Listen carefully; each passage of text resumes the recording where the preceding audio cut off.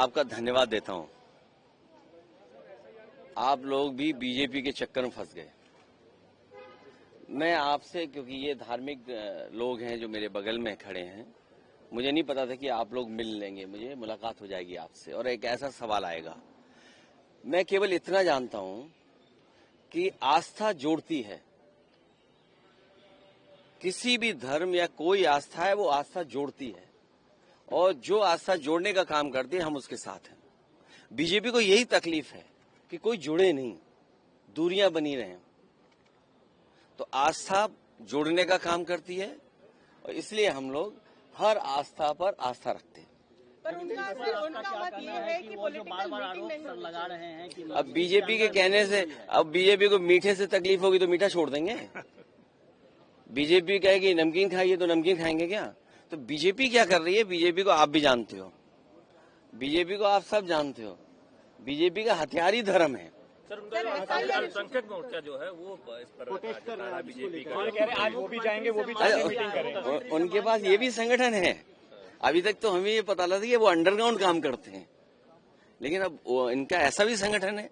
ये अंडरग्राउंड संगठन तो नहीं है उनका। सर, पर पसमंदा की बात तो प्रधानमंत्री ने करी थी जब उन्होंने कहा कि पसमंदा समाज को भी ध्यान देना चाहिए, तब बीजेपी ने पूरा मूवमेंट। समाजवादी पार्टी, नेताजी और पिछली सरकारों में जो जो काम हुए थे, खासकर पसमंदा समाज, बुनकर समाज के सब काम रोक दिए।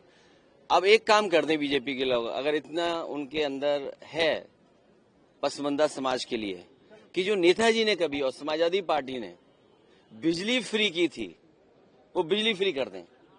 आप देखते हैं उत्तर प्रदेश में बिजली मंत्री का क्या हाल है, क्या हाल है। जहां जा रहे हैं बिजली नहीं जा रही, मतलब बिजली चली जा रही है, बिजली है ही नहीं। जहां जा रहे हैं बिजली मंत्री, वहीं बिजली चली जा रही है।